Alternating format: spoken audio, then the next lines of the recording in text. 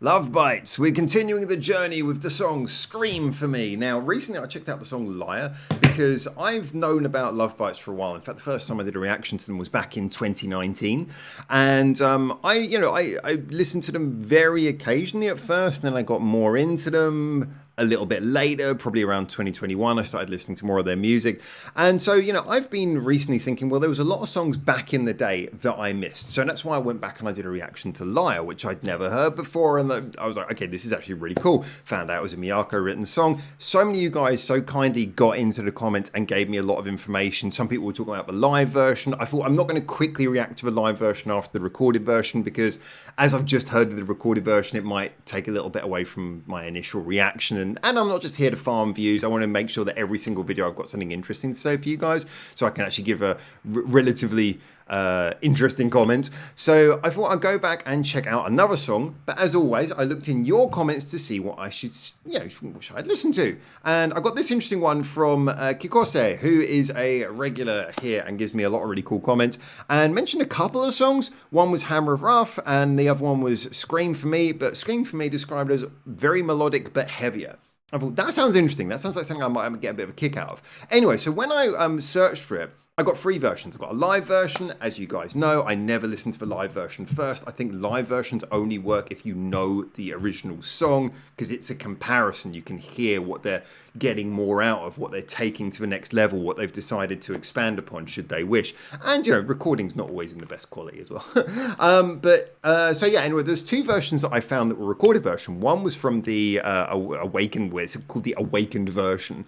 And it was a few seconds longer, but then there was this version from the Love Bites EP. I've got to be honest, I don't think I ever actually listened to the Love Bites original EP, and I believe this is like their original 2017 demo / first recording. So I wanted to listen to the original version. And yeah, you guys, because if you guys end up asking me to listen to like the live version sometime later, I'm sure it's going to bear more in common with the later album version. But I thought, hey, I'm here to check out old school Love Bites. Go and listen to the stuff that predates all the things we're getting now, all the wonderful music we're getting now. And why not go all the way back to the beginning? So this is the, I assume, slightly shorter version by the look of it, Scream For Me from the Love Bites EP. We're going to check it out. Let me know what you think as always. And, like, subscribe, all the usual stuff. Anyway, let's jump in. Okay. Liking that bass tone. Said it was going to be heavy. Feels like it's going to be heavy.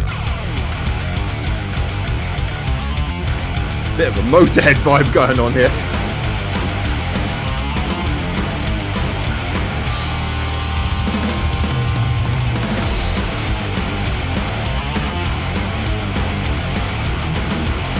I've got to feel like I'm playing Doom or something.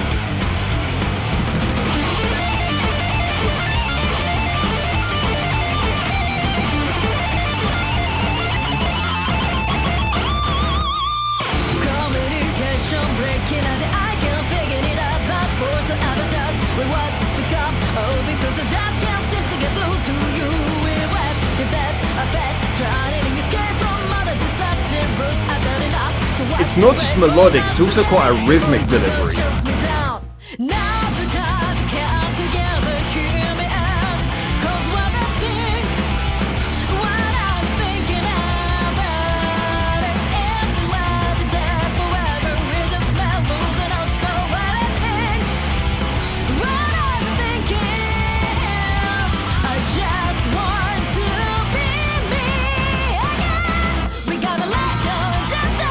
I love that big held note before he bursts into the chorus. Very Love Bites.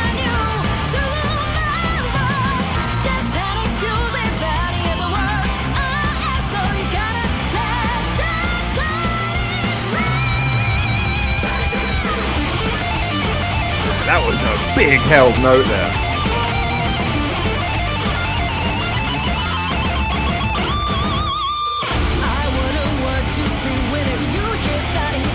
A lot of the best Love Bites songs really benefit from momentum, and this has tons of momentum.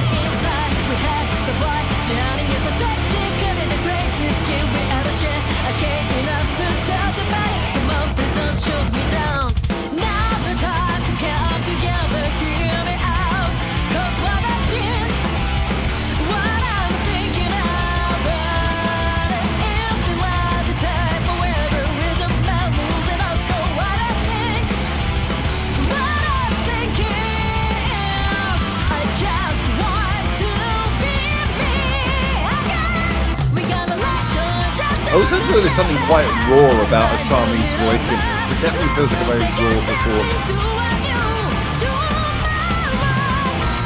There is an air of that soulful heritage to her career coming through, and just the way she's performing. It's quite a soulful performance. As much rhythmic as melodic, like I said earlier. Nice break. Haruna's skills there.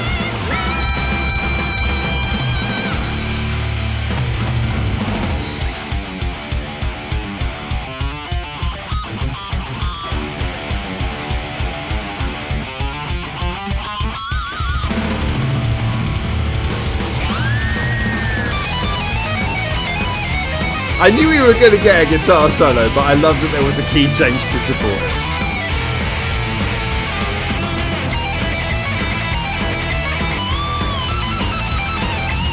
Just not a bridge if you play the same chords.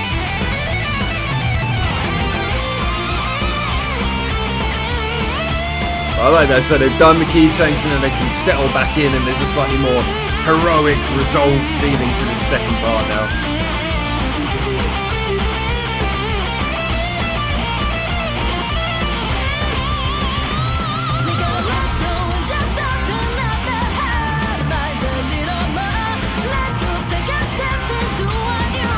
Blimey.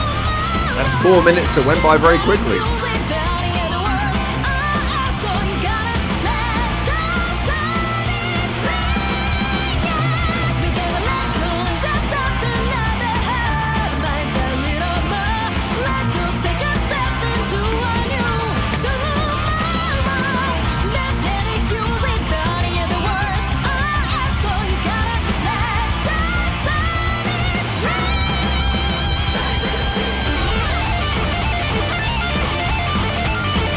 That's cool, yeah. You can definitely tell what they're going for with this song. And again, I love the fact that their formula from the get-go was so effective. That's cool.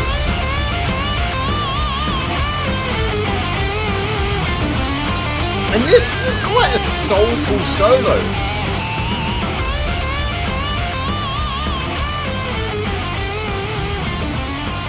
What a fade out! Yeah.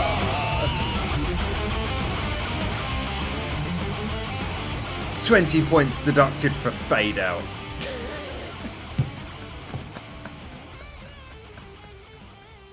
All right. Maybe that's what's different in the Awakened version. Maybe it doesn't fade out. See, is that on me? Maybe this was before they realised that fade outs are a bad idea. Anyway. My personal hatred of fade outs aside, that was really cool. I really enjoyed that because, again, so you go into any song and you have certain expectations and you have to try and hopefully keep your expectations reasonable. So with this, I was expecting something a little bit more raw, rough around the edges as much as it can be for Love Bites. And, you know, starting obviously from an earlier point, they've had 7 years of progression. I mean, if you expected the material on their first demo to be as good as the stuff they're releasing now, then that would almost be a bit of an insult because you're saying, well, look, you haven't progressed in 7 years. So obviously I'm expecting to hear certain improvements, and there are lots of nuances and things that they've added a lot in their more recent music, which has been very subtle improvements, but noticeable. But still, with this to me, what was most immediately arresting about this is it was just very effective. And also, you know, for a song where if you look at what the tempo and the rhythm is, it's mostly the same throughout. It's all the little delivery details. It's like every single layer carries personality when put over the top. So Haruna's doing basically a fairly standard drum. She tends to do this, like does a real sort of metronomic beat and then adds just the right fills in the right place. But most of the time she's there to maintain the momentum, and without Haruna doing that, everything falls apart. The bass work as well, you know, varies a lot, especially now with Fami in there. But you know, the bass work again tends to be very good at sort of holding everything together. You know, nice little bass runs occasionally, but mostly about keeping that chugging energy going. Then when we look at things like the guitar and vocal here, It's interesting, as I said. I mean, I would give a lot of credit actually to Asami's performance on here. I can hear her voice has developed since this. I think there's also a difference in the way it's produced. This is a much more raw sounding production than we get on their more recent stuff. But you can definitely hear some adjustments, some improvements in her style overall since this. But this is still a really good performance, partly because it's very soulful. I mentioned before how she kind of she skips and bounces off of the rhythm in a way that, don't be offended, metal fans, but is not so normal in metal music. It's kind of got this sort of soulful feeling. You can feel she's really the syllable placements. I don't know if Asami wrote the lyrics. I'm going to give credit and assume that she did, or if it was a group effort or something. But the whole syllable placement, it just feels like there's a skip to it, like she's giving a very soulful delivery. And again, yes, I agree with what Kikose said in that original comment. It is definitely very melodic. It's got a beautiful mixture of melody, rhythm, and expression together. I really think this highlights her skills at a very early stage, and the guitar work as well. So again, I'm not a big proponent of massive twiddle guitar solos, but when they work and when they're well structured to build up the song, they can be brilliant. I love the fact that the bridge came in. We knew it was going to be a guitar solo, but the bridge came in with a key change, which gave you that slight feeling of a little bit of a confrontational feel to it, and then it sort of rolls back to the original chord pattern and gives you that slightly more resolved feeling before going into the last chorus. So it was interesting how the guitar solos interpreted that. As is often the case with Love Bites, the guitar solos went for very clear phrases where the styling and rhythm of the playing changed. Obviously, a bit of bouncing between the members as well there. But I really liked that. Again, they were very soulful. They weren't just twiddle. There was a lot of soul. There were some faster bits where it was like twiddling like mad, but then they would break out into like more soulful bits of playing, and that beautiful balance is really there. I'm not so familiar with Midori's background, but obviously I've heard a lot about how Miyako is very involved in, she's got a history with classical music and piano as well, and I think that comes across in the way that she writes and plays.